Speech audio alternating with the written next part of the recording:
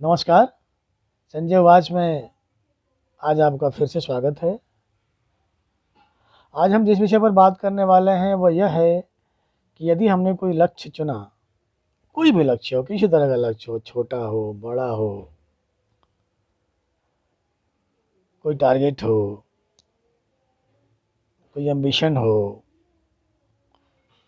उसको पाने के लिए जब हम चलते हैं तो जाहिर सी बात है कि लोग हमसे सहमत नहीं होते और फिर हम उन लोगों को गलत ठहराने की कोशिश करना शुरू कर देते हैं। होता क्या है कि हम जीवन में अपने रिश्तों को या नए संबंधों को इस्तेमाल करते हुए किसी चीज़ को पाने की कोशिश करते हैं और एक वक्त जब हमको लगता है कि अब हमारी आवश्यकता पूरी हो गई तो उन संबंधों से हम पल्ला झाड़ने की कोशिश करते हैं। तो सबसे पहली बात तो यह है कि हमको मिलता वही है जो हम देते हैं। अब ज़रूरी नहीं है कि जिसको हमने दिया वही दे। आपने जिसको दिया या हमने जिसको दिया वह प्रकृति को दिया और प्रकृति हमको उसी रूप में रिटर्न करती है। अगर हमने किसी को धोखा दिया तो निश्चय मान लीजिए उसका मल्टीप्लाई होकर के समय आपके साथ खिलवाड़ करने वाला है। इसीलिए ईश्वर भी कहता है कि अगर तुम मेरे किसी कार्य में सहयोगी होते हो ना तो हम तुमको पद्म गुना देने के लिए बाध्य हैं। उसी तरह प्रकृति भी ईश्वरीय तत्व है और प्रकृति को जब हम कुछ देते हैं तो वह पद्म गुना होकर मिलता है। जब हम किसी की हाय लेते हैं, जब हम किसी को यूज एंड थ्रो करते हैं तो फिर हमारे को यूज और थ्रो करने के लिए प्रकृति हजार रास्ते बना चुकी होती है और समय अपना हिसाब कैसे करता है यह हमने देखा है। हम जिस भी धर्म के हों, हम जिस भी पंथ के हों, हम अपनी कहानियों को देखें, रामायण को देखें, महाभारत को देखें, यह प्रकृति के साथ अगर हम नकारात्मक रूप से पेश आएंगे, प्रकृति के साथ हम खिलवाड़ करेंगे। प्रकृति तत्व का मतलब है किसी व्यक्ति के साथ, क्योंकि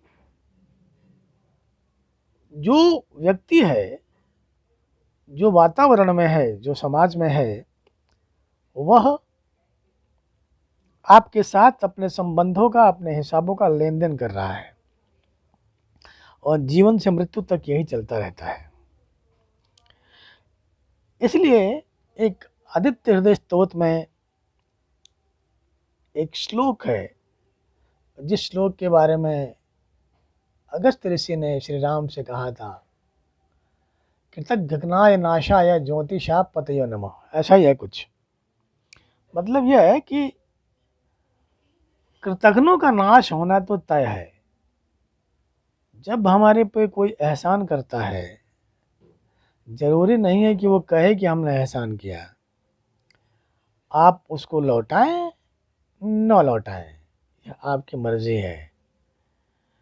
लेकिन जब आप ये कहना शुरू कर देते हैं, वक्त के साथ बदलना शुरू कर देते हैं कि आपके साथ किसी ने कुछ नहीं किया, तो फिर आपके साथ ये बहुत कुछ होने लगता है।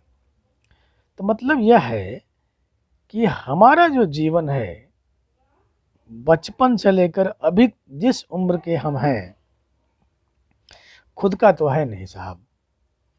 यह एहसानों का पुतला है और जाहिर सी बात है सबका एहसान तो चुका भी नहीं सकते, क्योंकि हमारे पास समय भी नहीं है, क्योंकि हमारा समय भी बदल गया है। तो बदलता भी है समय, हर तरह से बदलता है। इसलिए अगर आप पर किसी ने एहसान किया है तो आज से, अभी से लौटाएं न लौटाएं अलग बात है, लेकिन उस व्यक्ति का एहसान मंद अगर आप रहें, मन से रहें, बेशक उससे न कहें, मन से भी रहेंगे तो भावना उस तक पहुंच जाएगी और प्रकृति आपसे हिसाब नहीं लेगी। लेकिन आपने कृतज्ञता का रास्ता अगर अपना लिया